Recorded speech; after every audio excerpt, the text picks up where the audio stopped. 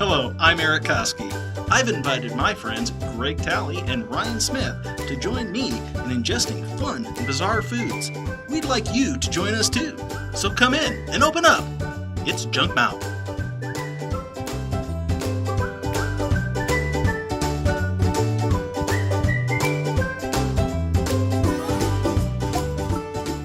Hi, I'm Erik.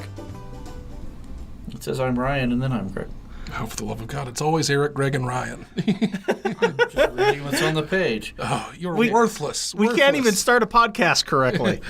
Holy God. You know what? But we're going to keep it because it's funny. On the page. We're going to keep it because it's funny. Whoever wrote this did a substandard. I am following directions. So you just blindly follow directions without bothering to question whether they're correct or not? I questioned it because I feel like I should be closer. God, to I should have stayed sick. A top billing, but 5 minutes after I'm back. It says I'm Erik, I'm Ryan, already want to kill him. Then I'm Greg, and I felt like I was demoted, and I was shocked and questioning. I feel a little sad now. It was actually, I think it's because more like you're like the anchor on a bowling team. That's where you always put the strongest bowler. Oh, and we needed you there, bullshit. Greg.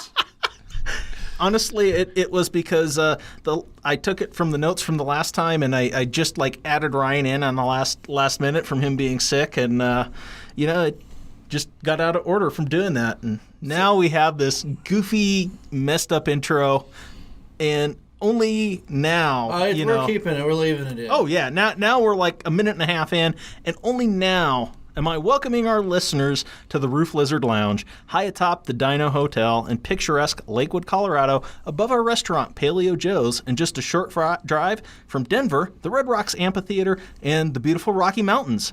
Now, let's start with our lunch swap. What did you bring today, Greg? Bicycle monkey lawnmower. Who wrote this? Now you're making crap up. Okay, no. In my platinum plated 3-level Mumbai tiffin, I have the finest selection of delicacies from the Golden State, California. In the top tier is a full 22-course tasting menu from Saison of San Francisco. This 3-star Michelin-rated restaurant has dishes such as white sturgeon caviar, served over sturgeon belly that's been cured and smoked on kelp, and a gelée made of the bones of sturgeon. The plate is sturgeon. Your waiter is sturgeon. Even the cooks are sturgeon. It's really kind of a messed up sturgeon restaurant. Wow. In the middle tier is the California Capital City Dog, which is a 3/4 pound, 18-inch all-beef frank with French mustard, garlic and herb mayo, sautéed shallots, mixed baby greens, applewood smoked uncured bacon, Swedish moose cheese, which costs about $200 a pound, because you try to milk a moose, tomato, dried cranberries, pepper, and basil olive oil, cranberry pear, coconut balsamic vinaigrette. It is then served in an herb focaccia roll served in white truffle butter. This is the most expensive hot dog in the world. And by the way, even though they say French mustard on that, I'm picturing they put all of these expensive ingredients and then they put French's mustard. Oh, no. Like, here's your hot dog. This is for anybody who's stupid enough to order a hot dog that probably costs 3 figures. Exactly. So in the bottom tier is a full Friday menu from Chez Panisse. This is the revolutionary restaurant which developed the now famous California cuisine. I chose the Friday menu for my favorite dish, the lean cod bradand with a black truffle, haricot verts, and summer chanterelles. Now, don't listen to anyone who tries to tell you that spring chanterelles are just as good. They are clearly inferior and can be determined by the lower price. I mean, really. Greg, I have to cut in here. Your menu today sounds pretentious and ridiculous, and it makes me a little sad for you that you have to prove your worth by spending money on bullshit. But it seems relatively cruelty-free, and that's a new thing for you. Well, you didn't see what the sturgeon were doing to each other, so there's quite a bit of cruelty involved in that. Okay. I was worried for a moment there. I think there's a lot of, how all businesses these days are going to contracting out a lot of their work. I think Greg just contracted out the cruelty this week. Okay, so you didn't actually murder anything with your own hands. You hired it done. Yeah, and by the way, one of my favorite Motown groups from the 60s was Harco Vare and the Summer Chanterelles. Fantastic, phenomenal, voices like angels. You're an idiot. They were all sturgeon, of course. Oh, gosh. All right. Yes, Barry Gordy's well-known sturgeon period. Wow. On that note, I think it's time for me to open my California Raisin lunchbox here. And, I've commented I normally don't pack my own lunch, but I made sure I did this morning because I wanted to stop by a food truck and get a couple of carne asada tacos. They're topped with California avocado, which happens to be the California state fruit. And then to drink, have a gin and juice because, you can't drink all day if you don't start in the morning. So, Ryan, what did you bring today? Fuck what I brought. I have some serious concern about your drinking after that last statement. Wait, Greg's constantly looking for booze, and now you give me a hard time over one morning drink? I mean, people have mimosas in the morning all the time without being alcoholics. I mean, besides, this is mostly a joke segment. That's the point. Greg is killing himself. I'm going to need help hiding the body. I need you to live longer than he does. All right, fair enough. I'll stop the morning drinking at least as long as Greg's alive. Thank you. All right.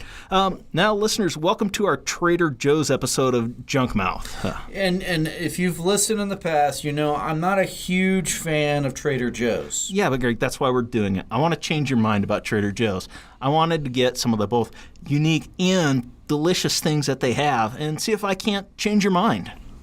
Well, you did bring in that thing on the other episode of the podcast that was the spicy mango. Yes. From Trader Joe's. That was quite delicious. And I was chagrined to admit that my perfect track record of hating everything from Trader Joe's was broken by that. That was quite good.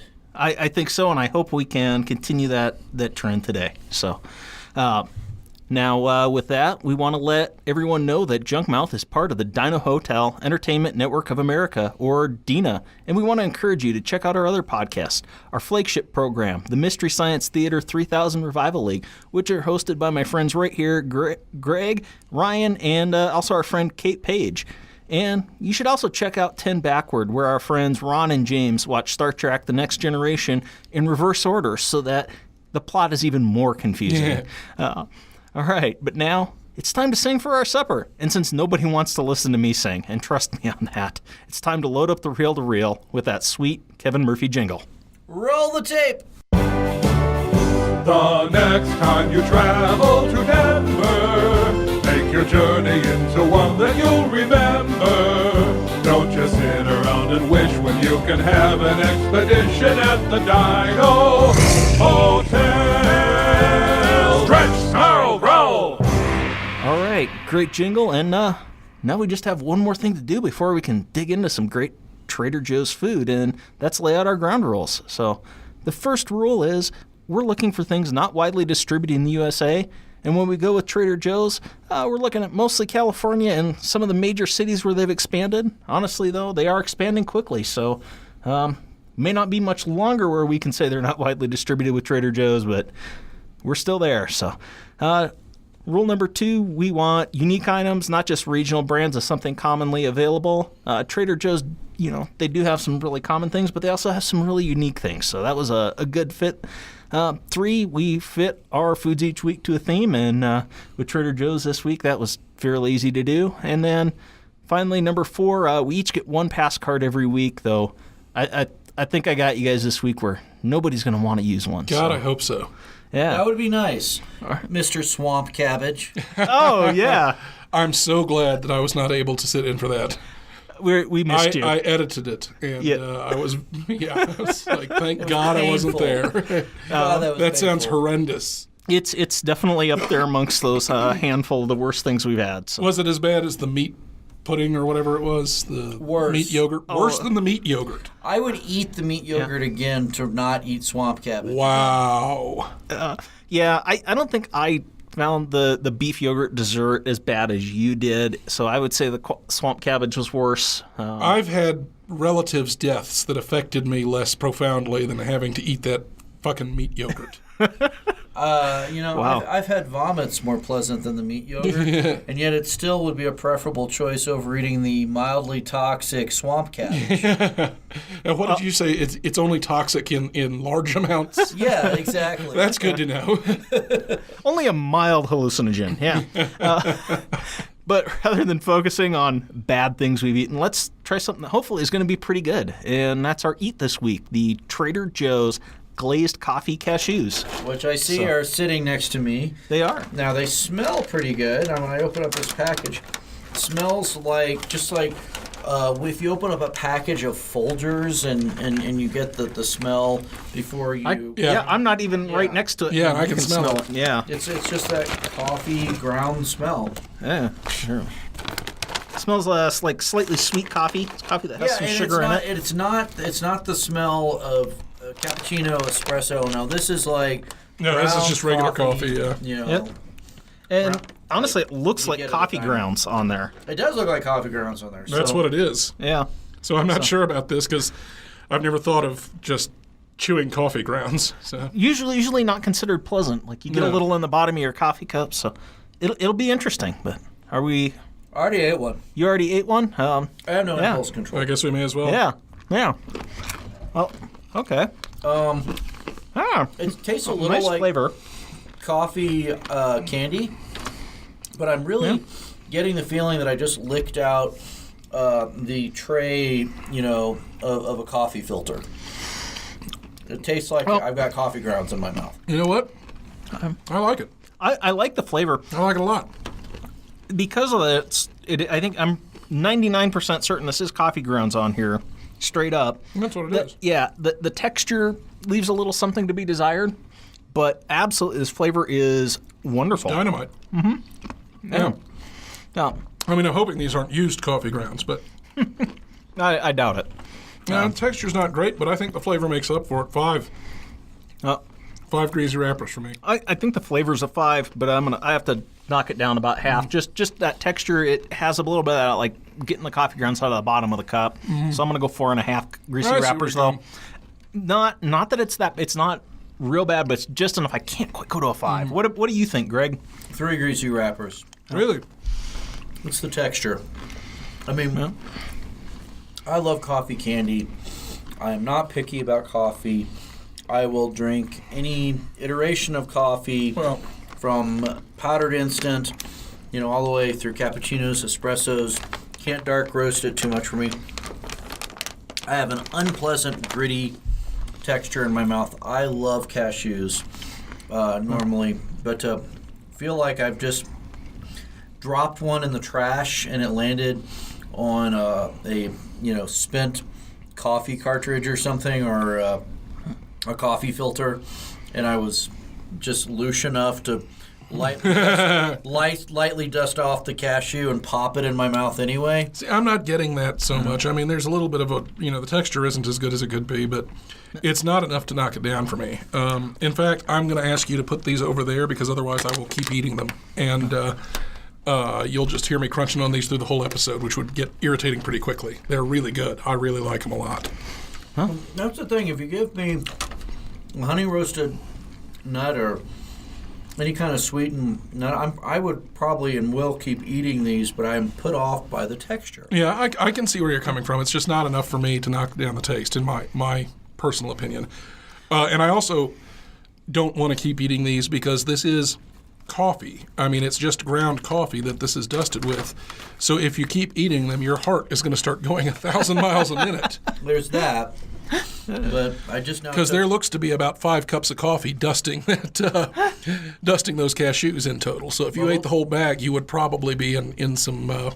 You'd be wide awake. You'd be wired. Yeah. Yeah. Well, I'm kind of logy right now, so we'll see what happens. If I'm really motor mouthed by the end of the podcast, Ryan's theory is correct. Yeah, it depends on how many of them you eat, I think. So. I think a handful is not going to do much for No. you, but I bet the whole bag would. I bet that'd set you up for a couple hours. Yeah. Do we want to cover some of the? Cashews are a really interesting nut compared to others. So I thought I'd talk about those a little bit while we're here. Yeah. Got some notes. Do you know that the cashew tree doesn't just produce a cashew nut, but also a cashew apple? No, I Really? didn't. Yeah, it's in countries where they're grown, or even regions where they're grown, the cashew apples are actually pretty popular. But outside of where they're grown, the apple doesn't transport well. They don't last very long, so they're not very popular. Just because by the time you get them, they won't be very good. Yeah. No, I had no idea. Yeah. There are so many fruits that you can't eat raw, like coffee beans, for instance, coffee cherries. And I had no idea there was an apple that you could eat with a cashew. Yeah, that's interesting. Yeah, it produces both the nut and the apple together. They're kind of a little just lump like on an the apple tree. is. Yeah, I mean, a regular apple is basically a container for the seeds. Well, no, but it's actually like they're two lumps. Oh, on they're the two end of separate the tree. They're things. two separate things that grow I'll be damned. linked together on the end of the How tree. odd. Yeah, they call it an accessory fruit. And then the other interesting thing is the shells on cashew nuts. They contain oils that most people will react to get severe contact dermatitis, similar to level of poison ivy. Wow. Yeah, so that's Who the hell figured out you could eat these things? I don't know. That's actually a very interesting point. That yes, something that has a shell with these oils that cause your skin to turn all bright red and irritated. And that's And part they of the still processing. figure- Yeah, the processing because of that is why cashews are more expensive than most nuts. There's Because they nothing cause else. misery to the people who. If they don't take all the right precautions and handle them very carefully, yeah. Those poor, swollen third world workers who are slathered up with chamomile lotion or Calamine, you idiot. Chamomile is a tea. chamomile lotion. Jesus. Sorry, my mouth is full of cashews. By the way, Does that affect your brain? yes, it does because I didn't take my morning medicine, so I'm still waking up. I'm logy today. By the way, I'm reading the ingredients on this, and not only does this contain coffee grounds or ground coffee beans, they also put coffee back into it. So it's like caffeinated 2 which ways to Sunday. Wow. Yeah, I'd stop eating those if I were you. They're going to. Yeah, but I am feeling more awake every moment that I eat some of these. They are pretty good. And then the more I try them, I think I'm beginning to like them quite a bit. Yes. Oh, okay. So apparently they do contain a significant amount of caffeine. Yeah, they say it's a cashew with a little jolt on the back label, but but I mean that blows. It always blows my mind when I hear about foods that are just so unpleasant to get to them. That like who figured out you could eat this and how desperate were they? The potato as we cultivate it is nothing like the original potato. Originally, the potato was deadly, deadly poison, and it took centuries of cultivation to make it into an edible Taro. food. It's a nightshade. And so my question is, who decided I'm going to try this, to cultivate this so it's edible without killing us? And number 2, who got to test each variety? Well, and Get considering Stinky Joe. Bring him. well, Pull 'em and out of considering the that potatoes come from the Americas, that would be a really tough one to follow because most of the tribes in North and South America didn't have as long of a written history as other parts of the world. Yeah, so it's basically, many of them had no written language for, up until really the Europeans came, and you're talking about having to basically just hand down through word of mouth, this is what we're doing to this potato to make sure it doesn't kill us.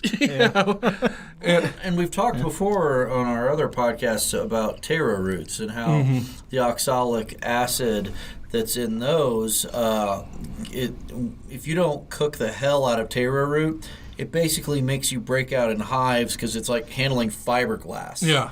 And it will cut you up if you don't cook taro down into poi. I mean, I've eaten canned taro before that was about half cooked, and my tongue felt utterly itchy and just Like you've been eating fiberglass. Yeah, like I've been eating like glass. insulation or something. Yeah, so Oh, that sounds pleasant. yeah, you got to cook the snot. That's what out of I it, always so. want. Like, I mean, I wonder that about the lobster. Who looked at a lobster and thought, this looks like a tiny alien that wants to kill me. I bet I can eat it.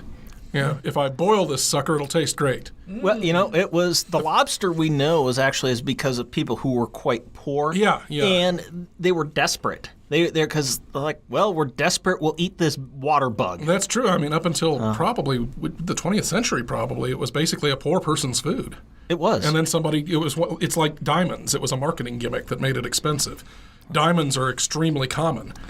They're not valuable intrinsically. They're common in terms of their pure numbers, but they're very localized. Yeah. And so it was the De Beers family buying up those lands where and they're creating specifically concentrated. creating a marketing campaign for the idea of a diamond engagement ring, really in the 20th century. Yeah. Diamonds are not intrinsically valuable at all. They're valuable because there's an induced shortage and a and campaign. There is a industrial sense in which diamonds have value. Well, yeah, It's such absolutely. a hard substance, but their But, value is an limited. industrial diamond, you can get a handful of industrial diamonds for $0.25. Oh yeah, they're also tiny and more like powder typically. Exactly. But yeah, you know what? Now, listeners, do you think we need to try a certain Trader Joe's item, or have a great episode idea for us, or just want to tell us how dumb we are? Well, you should send us some feedback for a future audience regurgitation segment. And you can do that through email. We're junkmouthpodcast@gmail.com. You can reach us on Facebook at facebook.com/junkmouth. You can reach us at Twitter at junkmouthpod, because Twitter doesn't allow long things like Junkmouth Podcast. Or I think probably the best thing you could do to help us out is go leave us an iTunes review. And with that, let's go and accentuate the positive. Oh, God. Yeah, but Ryan, you're upset, but I think you might actually like this, because this week I'm going to talk about mechanical refrigeration, something really important to humans. It'd be really important in this room right now. Good Lord, it's getting hot in here. That it is. So I may want to. We're basically in an attic that has been tiled with insulating material. Our acoustic tiles also act really well to hold in the heat, and we can't run the air conditioner. And there's a skylight. And there's a skylight that's just like a magnifying glass. So we run the air conditioner right up to the moment we hit record. It's like 30 degrees in here. We turn it off. 5 minutes later, it's like 80. and it's going to make me want to talk fast and get to our nice ice-cold drink for our next segment. But you know what? That ice, that's actually how refrigeration started. We traced ice and caves keeping things cold through the hot summer months to at least 1000 BC. Wow. This has been done for a long time.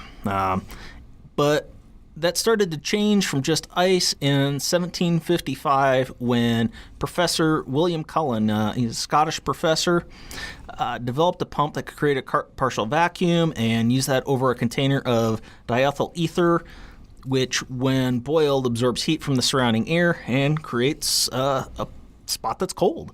And the Scots just had a great run in like the late 18th and early 19th century of great scientists, didn't they? They did. And this is just one, and it's amazing how much we don't know about many of them. But wanting to get onto that drink, I'm going to move a few years forward to 1758 when Benjamin Franklin and John Hadley, a professor of chemistry, collaborated on a project investigating these principles around evaporation as a means to cool things at Cambridge in England. So this is when Franklin would have been the colonial ambassador to Correct, England. yeah. Lived in England for a long time. And at this point, they confirmed that evaporation of highly volatile liquids such as alcohol and ether could be used to drive down temperatures past the freezing point of water. It had been shown by this Scottish professor before, but not published and formalized, which is what Franklin and Hadley did, and brought that concept out to the rest of the world. That remained kind of an academic thing for a while until 1820, when Michael Faraday, somebody name that should sound really familiar. Yeah, is there anything this guy didn't do? He did a lot. He liquefied ammonia and later with some other gases. At that point, using high pressures and brought about low temperature, which was then further brought upon by an American expatriate to Great Britain named Jacob Perkins, who built the first working vapor compression refrigeration system in the world. So 1834, we actually had something that could run continuously and in one spot of this make something cold on a long-term basis. But how long did it take for that to get practical? Well, we started seeing some things around 1856 with James Harrison, which is a British journalist who emigrated to Australia. And in 1856, he patented a system that could use ether alcohol or ammonia and built a mechanical ice-making machine in 1851. Huh. Yeah. I had no idea that the technology for actually, not just refrigeration, but freezing, making ice was that old. Yeah. Wow. It certainly wasn't common. Couldn't possibly have been terribly practical either, since they were still cutting big blocks of ice out of frozen northern lakes well into the 19th century. It was expensive, but he did, around Australia, bring that refrigeration to breweries and meatpacking houses by 1861 is when that had happened. And then in the 1890s, that's when we saw the really big kickoff on refrigeration into the distribution of food, when the meatpacking industry started heavily buying these refrigeration systems to replace natural ice on the rail trains. The thing about natural ice, though, is that if you insulated it right, you could get it they would cut the ice out of, like, Lake Michigan. Yeah. And take it all the way across the Atlantic to England. You could get it to last for quite a while. Oh, you can. It's just a very expensive way to do it. Yeah. And it limited the volumes of things you could do. Yeah. Just based on the pure amount of ice it takes. Ice as a luxury in the summer that was for rich people in England. Right. Though, and this is what changed it. And it was like by 1900, the meatpacking houses in Chicago, which if you studied the American history and like Taming of the West, the Chicago and the meat and the ranching industry is really a lot of what centered that, and the railroads. And Chicago was the big hub for bringing meat back to the East Coast. Butcher to the world. Yes. And so when Chicago by 1900 had refrigerated ammonia cycle commercial refrigeration throughout their industry, that was a big change. And it wasn't that much longer till we get 1911 when GE released their first household refrigeration unit that was powered by natural gas at the time. And then we saw in 1927, then that's when we moved to units sold commercially for consumers that ran off electricity. Yeah. And that was, GE, they ran 16 years where they sold something that ran off gas when they're an electric company. Seems a little weird to me. Yeah. So, and it also seems weird that one spark could make your cold box blow up. Yeah. Well, yeah, and there were good reasons to move away from that. Yeah. Yeah, and nowadays it actually started in about 1930 when we found refrigerants such as Freon and various CFCs. Freon's like a synthetic gas, right? I mean, that's not naturally occurring. Correct. Okay. But we saw quickly after that there was a lot of research into what gases could produce the best, and we saw 1930 Frigidaire started using Freon. And that's now what we have typically are these artificial things. We've moved away from the CFCs because we found some safer ones that work about equally well. Well, the interesting thing, though, is even at that point how long that took to get to the general public. Because, my parents grew up with ice boxes, the Iceman coming around. Granted, that was rural Kentucky in the 1950s, but you're still talking about 20, 30 years where most people really just got a block of ice and stuck it in an insulated box. Yeah. In most consumers. Yeah, and it was, well, of course, anything new technology comes out at first, it's a luxury. Yeah. And it took about 20 years to get to the point where they had their production methods down and their volumes up to the point where it became a common thing for people to have. Yeah, the average family could afford one. Yes. Yeah. So, all right. And talking about all these things being cold and sitting in this hot room, I think it's time for us to move on to our drink segment. Yes, good Lord. It is warm. All right, Greg. That's over by you, and we've got some cups. You want to describe what we're having today? Organic jalapeno limeade lime juice beverage with a kick of jalapeno from Trader Joe's. I am not sure about this. I am not sure about this either, but the bottle is good and cold. So Yeah, at least it'll be cold. At least it'll be cold. Let me pop open. You might hear before you open it, you might want to shake it up a little. It's one of those I already organic. opened it. Well, let me close it back up and give it a good Yeah, shake. just make sure we got the. Okay, why don't you tell us about what we're drinking?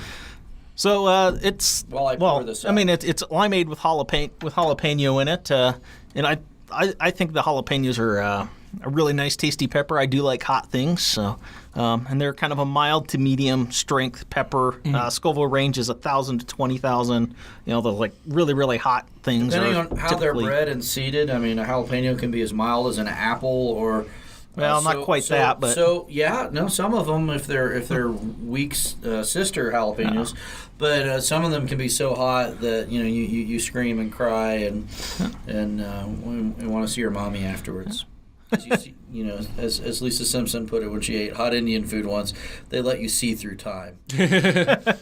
So, what's it smell like, guys? So, nice lime smell. I don't get any jalapeno. I don't. Yeah, Yeah, I don't mostly get any lime. in the scent. It's all and maybe lime. honey. I don't know. Lime a little sweet. Yeah. It's sugar, not honey in here. So Before you drink it, dip your tongue in it. What happens? dip my tongue in it. I'm just going to drink it. I- I'm not yeah. a fucking horse. No, there's heat. If you just touch the tip of your tongue to it, it is Good hot. for you. Take Like a drink gi- put on your big I'm gonna boy take a pants and little take a sip. drink. I don't wanna. That's nice. Yeah. Get some heat. It's definitely got some heat. Yeah, I'm getting the heat on the back end. Yeah, but But you know what? The kind of heat I would compare it to is a ginger beer. Yeah, very much. not like a really- strong ginger Like beer. a Blenheim's ginger Like a beer. good ginger beer. Yeah. Yeah.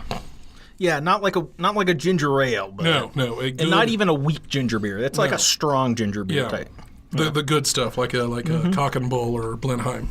Yeah. Now, the heat on the back of the throat, the part that I'm finding almost overpowering is not the jalapeno, it's the lime. It's like it's a little on the high acidity side. Yeah. Where I wouldn't, I mean, if this were over ice or maybe with just a splash of water in, the heat doesn't bother me whatsoever. It's just the acidity of the lime juice is that part is overpowering. There's a little bit. Yeah, it is a little acidic, don't you think, Eric? It definitely has an acidic bite to it. I find it a nice acidic bite, but I like sauerkraut and pickled things and acidic sour beers and stuff like that. So this is not an overpowering kind of thing to me. But I also recognize that's it's a personal taste thing. Not everybody is going to like that much acidity Yeah. to something. In fact, this is like drinking lemonade that is so sour that it's actually giving me mild heartburn. Yeah, it's not bad. I'd give it maybe a 3.7. It's not great, but it's all right. I like drinks that are challenging and also are unique. I'm going to give it a 4. I'm going to give it 4 greasy wrappers. I struggled with a 4. It's the acid that knocked it down, the 0.3% for me. Yeah, it's the acid for me as well. I want ice and water to water it down slightly. The heat is wonderful. Love the heat. And I've got to go a little higher than both of you with the caveat, to me, this is definitely something where I think this is a very personal taste kind of thing. Some people are going to love this. Some people are going to hate this. And, I don't think any of us hated it, but we've got some middle of the road up to me. I'm going to give this 4.5 greasy wrappers. Okay. Yeah, I can see that. This is a very good, I think it'd make a great mixer. Rather than doing a whiskey sour, do this as a whiskey lime sour. Yeah, the guy, when I bought this at the store, the guy actually recommended tequila with this, which I think would be a nice That might be a pairing. little too. There's too much burn there. That's think- way too much. I think what I'd do is do a little bit of this, a shot of tequila, and then like some club soda. I was thinking you could put some soda in this. A little bit of carbonation would make it really good. Yeah. And maybe throw this in with some soda and like a scotch or something like that, and a mixer with something, but add a little soda to give it a little bit of carbonation, and it'd be pretty good. I want a Tennessee or whiskey or a Kentucky bourbon. I want this is to me. This deserves a good strong whiskey. This over ice with whiskey, that's all it needs. If you were going to add a little fizz, I would still go with a really strong ginger beer so you don't cut the heat. You don't want to cut the heat. You just want to cut the acidity. Yeah. I can see that. Yeah. That does sound good also. Actually does. Really good. Yeah, I see. What I came up with sounds good, but so does what you were talking about with the whiskey. I think you may have come up with a new drink, Greg. Yeah. It actually sounds really good. Yeah, let's go get some cock and bull, some of this jalapeno limeade, and some whiskey, and we're good to go. Mm-hmm. Yeah. And some crushed ice. And after we got the cock and bull, we can get some ginger beer. Yeah. But tis. Hey. It was right Wow. there. I'm ashamed of myself for taking it, but it was right there. All right. Well, with that, I sit and finish off my last sip of this jalapeno limeade. Greg, are you ready to tell us a story? There's no tales of the stupid this week. I'm moving. I am overwhelmed. So the tales of the stupid is that I need more time in the day. Yeah, we could all use more time in the day. Well, I mean, Greg, you did just tell us about your life, so technically there is a Tales of a Stupid this week. Oh, ouch. Here, Wow. more jalapeno limeade, And- Brian. and- It makes a great eye wash. Now, what I Let me will try point that, out, Greg. Oh my God! what I do need to recognize at this point is, I just made up these notes and I grabbed from a show where Ryan wasn't here, and I had not put in Ryan's reality check. You know what? There's no reality check this week either. I've got. Oh! Whoa! Mr. Glasshouse bust on Greg, but didn't write his own segment? Oh, do tell. I didn't- This is rich. Please go on. I want to hear more. Okay, let me tell you about Ryan's reality check this week. It is having to deal with this fucker on a weekly basis. You wonder why I get sick sometimes? I know Erik is Every the worst. word that comes through Erik Greg. is the worst. I am the worst. I just, it's like dealing with a child, a big bearded child. Jesus Wait, Erik doesn't Christ. have a beard. I'm talking about you moron. I was going to say that I didn't have a reality check because I was in a good mood this week. I've been writing on my novel. I've been binge watching Spencer for Hire, which is one of my favorite shows ever, based upon one of my favorite series of good old-fashioned PI novels. I was in a good mood, and then Greg opened his fat, stupid mouth. You call him fat. Hey, you're not going to ruin my good mood either because met somebody special and I'm moving in with her and in a great location and when we are set up and ready to entertain, I'll have Erik bring the jalapeno limeade, and Ryan, I will gladly fix you our whiskey concoction in spite of your words of abuse because I am the bigger man and not just because of girth. You're still going to die one day. Well, that's true, but I will die with a jalapeno limeade cocktail in my hand. Thank you very much. It seems like an elaborate amount of planning would need to be done to ensure that. There will also be whipped cream and a horse. Wow. Don't question it.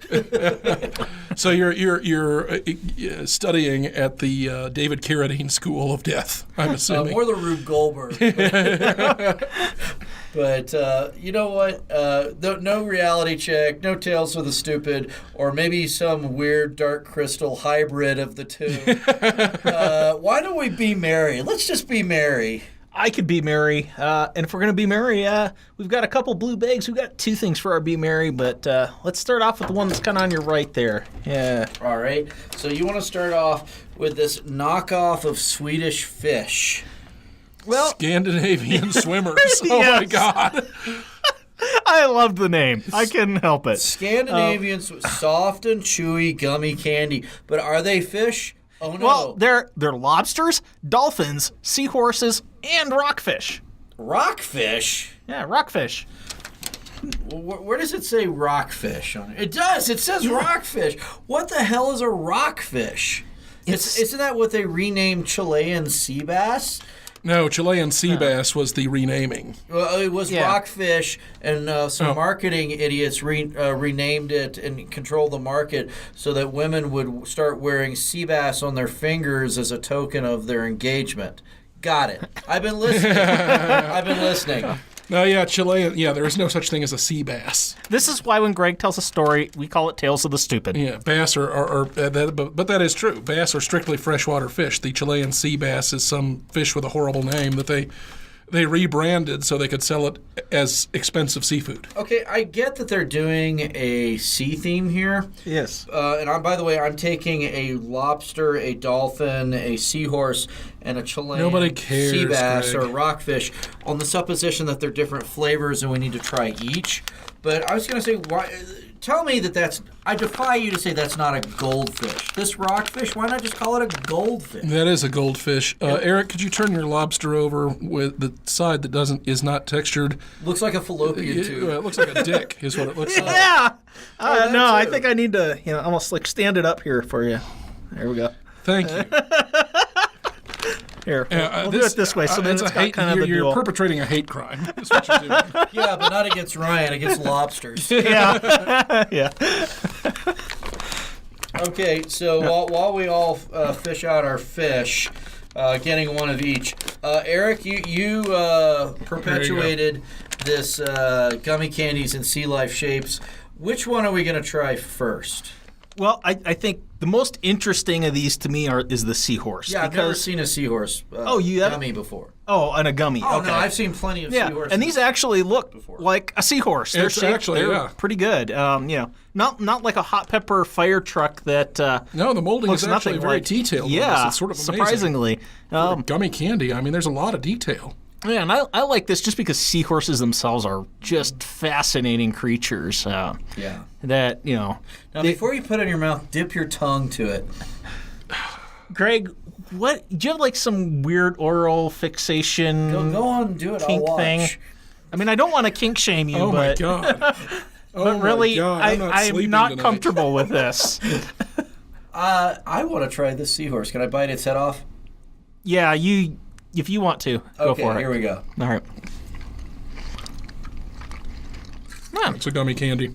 Yeah. Gummy candy just tastes mildly fruity, somewhere in the Something in the peach family. peach. Yeah, I this is call a it a peach. peach seahorse. Yep.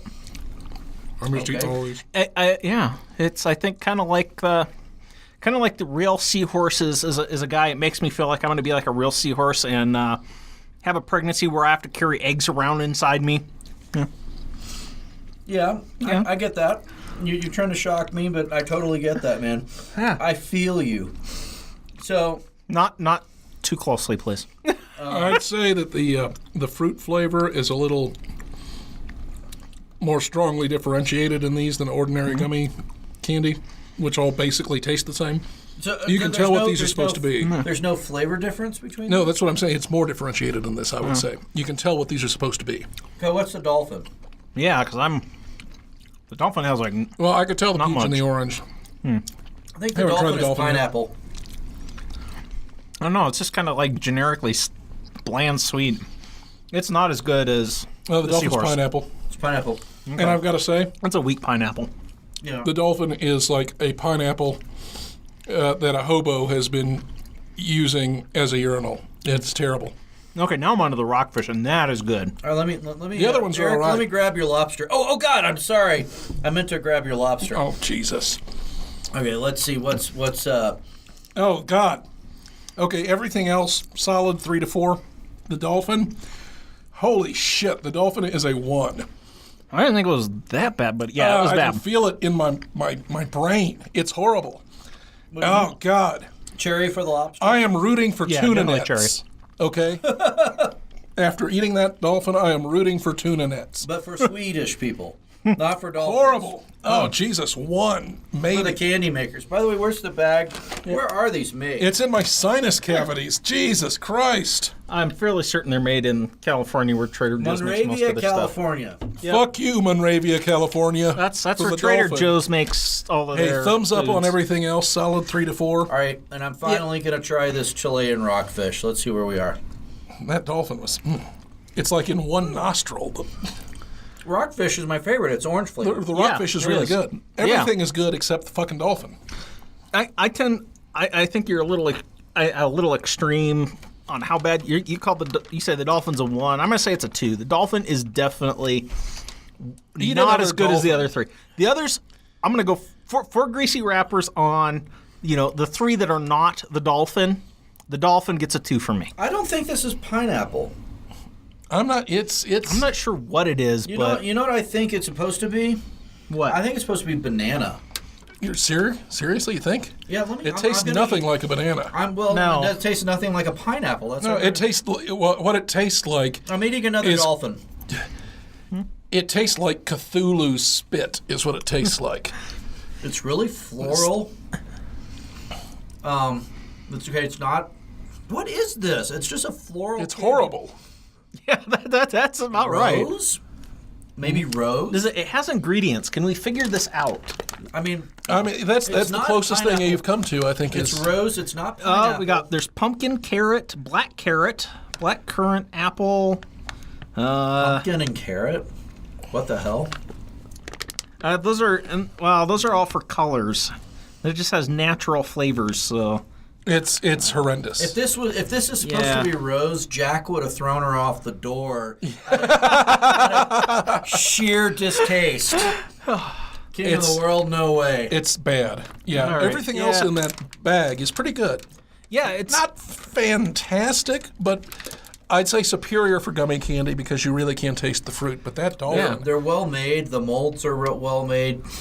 Yeah. and except for the dolphins, they're Yeah. quite tasty. That rock- fuck you, Flipper. That rockfish is 5 out of 5. I could eat those. I wish they sold them individually because the rockfish is, it's great. You know, I mean, that's very. as I'm getting the flavors of the other things more in my mouth, I'm gonna say the dolphin's still a 2. I'm giving the others a 5. They're good. I'm gonna go 5, 5, 5, and then a 1 on the dolphin. I'd say 3 or 4, and then rockfish 5. They're the others aren't fantastic to me. They're pretty good. The rockfish is really good. The dolphin is just. The dolphin is whoever did to Satan in his youth what made him as he is today. He is the dolphin is fucking horrible. It's kind of, scent and taste are so closely related that the dolphin tastes the way a lot of like really potpourri smelling soaps smell. Yeah, and it's not like a good taste. It's like a floral potpourri taste. Yeah, and that's a good smell, not a good taste. Not a good And taste. that's the thing. I could feel it in my nostril, like in my sinus cavity. So I mean, it was really operating on more of a just your taste and smell are so closely linked. It was really operating on a smell level, and it's not a good taste. It's like eating flowers. So in retrospect, had you had an inkling of how the dolphin tasted, would you have used a pass card, Ryan? I wouldn't say it's pass card bad. It's definitely Erik, you're on fucking notice bad. Well, at least I gave you 3 good things with it. So The good things did. Yeah, I mean, it wasn't like he handed me dolphins and then a cup of bird vomit. I mean, If you had given me a bag of just the orange rockfish or the cherry lobsters, I would have eaten those all day long. Yeah. They're Yeah. amazing. They're really good. yeah, especially the orange. The orange was really good. Yeah, I agree. The rockfish was the superior fish. Yeah. So what do we got next? yeah, let's move on. I'm dolphined out. After seeing the Cove, boy, I am so dolphined out. I couldn't eat another dolphin steak. Yeah. Oh, I'm full. All right, Greg. So what we have now is sea salt butterscotch caramels from Trader Joe's. Chocolate covered sea salt butterscotch caramels. Oh, I see the chocolate. There we go. Yeah. That's a lot of writing on one bag. Honestly. That is. That's. I got to say, from a layout perspective, that's slightly offensive. So they've got 3 different fonts. Yeah. You had to read 6 words. That's horrible, Greg. No, it's more than Chocolate covered. There's 7 sea words salt. on there. If you Okay, count I guess Trader there's Joe's. 8. Chocolate covered sea salt. There's- Trader Joe's chocolate covered sea salt butterscotch caramels. So Yeah. and serving suggestions. So there are 10. Oh, fuck off. All right, I'm grabbing a handful. I'm going to pass this pouch. I want to point out the serving suggestion is to put them on a dish. Yeah. They look like little, slightly smaller malted milk balls. Yeah. That's exactly what they look like. Maybe a little bit darker on the chocolate, but not much. All right, I love sea salt caramel. Yeah, me too. So I don't know what sea salt butterscotch is going to Well, let's start eating these before they melt in our hands. Okay. Agreed. Soft and chewy. Kind of like a raisinette on the chocolate. 5. Oh, 5. so I'm getting the butterscotch. It mixes well. It's Oh my God, this is like amazing. just a slightly dark chocolate, You're not getting these back. but it blends well. These are really good. These are They are excellent. delicious. Mm-hmm. Oh, that's a Hey, a you good fucking caramel in the dolphin, middle. this is what a dessert is supposed to taste like. Yeah, you stupid dolphin. We have a particular listener who's going to find this segment particularly offensive. Yeah, probably Dina. Yeah. We'll make sure that she's tagged when we... Not talking about you, Dina. No. No, Dina, we love you. But those dolphin candies, I'm sorry, horrific. They were. Now, These are amazing. yes, I've lost these to Ryan. I am really glad that the Trader Joe's is on my way home so I can pick up some more. Yeah. These are freaking great. Oh, They've got that wow. toffee flavor. But the nice thing is when you eat toffee, they almost pull your fillings out. These don't stick to your teeth. No, these are soft and creamy. There's nothing that's going to pull out your fillings.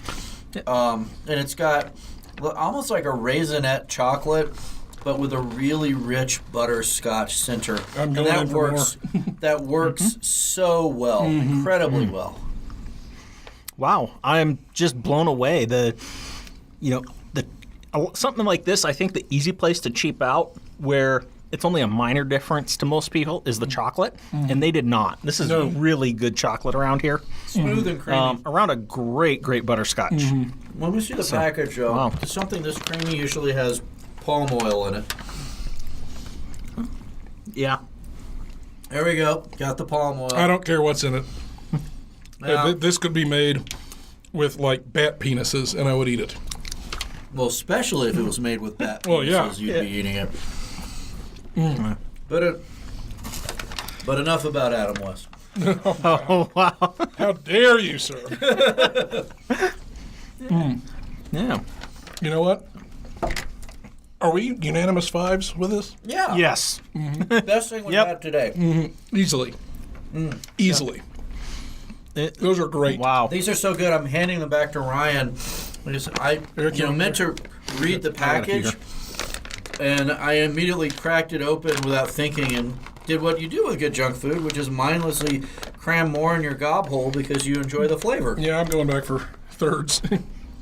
So, no, excellent choice. So, anything else? Anything else you want to tell us about all this the delicious food you brought in from Trader Joe's?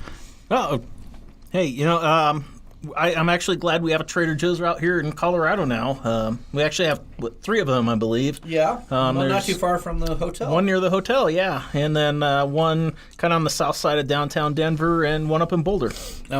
Now, for our out-of-state listeners, don't be disappointed when you walk into a grocery store and they're not selling any hard booze. Because I know if you're from Texas or California or elsewhere, you walk into a Trader Joe's, you're also going to be loading up on liquor. Based on Colorado alcohol laws, you can only get, 3-2 beer or something? It's pretty weak stuff at the grocery store. Yeah, 3.2% beer. I mean, that's a whole fascinating subject right there. Got started off of Guinness. Was actually the thing that was the reason that was set at that point. Guinness is 3.2% alcohol, and when it started spreading around the world and places got really concerned about, people having too much alcohol and they wanted to limit people, they decided that, Guinness was just too popular. It would create too much of an uprising if they couldn't get Guinness. So that's why most of the alcohol laws are set at 3.2% for low alcohol. Huh, Yeah. No idea. That's fascinating. Yeah. It's really not that great. So The beer's not that great. Well, Erik, you have changed my mind between the spicy mango, dried mango from our last podcast, through most of these foods. that there is good food to be had at Trader Joe's. I still think they generally overpackage and underdeliver on servings. But these specialty items, yes, I would go out of my way to serve some of these things and go by Trader Joe's again. No, I'm glad to have changed your mind, and honestly, I think it was kind of not quite as good as I was hoping for, even though I'd say probably with the exception of these butterscotches, these little I'm still a chocolate fan things. of cashews. I think the cashews are so knocked out of the water by the butterscotches because, I mean, it boils down to texture. The butterscotches are better, yeah, but the cashews are still pretty fucking good. I mean, this butterscotch gets on that. Like, if I'm making a list of my favorite things we've had on this show, this is easily a top 5. Yeah, it's out there. Absolutely. You start talking about, is it the best thing we've had? It's in that conversation. It might be, yeah. It's definitely a contender. Yeah, so. Definitely a contender. On the other hand, the fucking dolphins. Yeah. Well, I mean, so what you brought in? What 5 items today? We had 4, I believe. We had Four items, and then 4 in the Scandinavian. The dolphin was the only real. The dolphin was the only egregious one. It was. The dolphin is basically Banquo Spectre at the feast here. Yeah. Everything else is fine. Dolphin is the Spectre at the By feast. the way, egregious dolphin, college band name, called it. Great. Yeah, so I guess we started out with some really good flavored, not great texture, coffee glazed cashews. So if you're thinking about buying those, think about how texture sensitive you are. Yeah. You may really love them, or you may think they're gross. So we had the jalapeno limeade, kind of so-so on its decently good on its own. Yeah, it's kind of good on its own. It's going to be a kind of a real personal taste thing. I really liked it, but I understand why not everybody will. But I think it's something that would be a great mixer for things too, though. Yeah. So I would keep that one in mind. The Scandinavian swimmers, if you bought it and you just took the dolphins out and threw them in the trash and trust ate me, the you rest, want to. you do. Save them for our friend Dina. Yeah, you take the dolphins out, and I think they're pretty good. But ultimately, I think the one thing you go to Trader Joe's, you shouldn't walk out of that store without are the chocolate-covered sea salt butterscotch caramels. Oh my God, they're amazing. They're fantastic. They are. So, all right. With that, any final thoughts, guys? You want to start us, Ryan? Fuck those dolphins, and I am very glad we got to go out on the caramels because that's definitely a high point. It certainly was. What do you say, Greg? I can't wait to move next week, and I'm really excited. And once I'm settled in my new apartment, there will be sea salt butterscotch caramels, and I'm going to have you guys over, and we'll have some more organic jalapeno limeade mixers with a good Tennessee whiskey. Sounds good. I'm looking forward to that. I'd go for a Kentucky bourbon. Have a little bit of respect for me. I'm a colonel. Honestly, I was thinking bourbon might be too highfalutin and good to put into a mixer. Bourbon is good as bourbon. Yeah. So that sounds like some more respect for them. It sounds like some good Kentucky whiskey in store for us on what should be an absolutely delicious mixer, and I look forward to visiting your new place where we can eat, drink, and be merry. Peace out. See ya.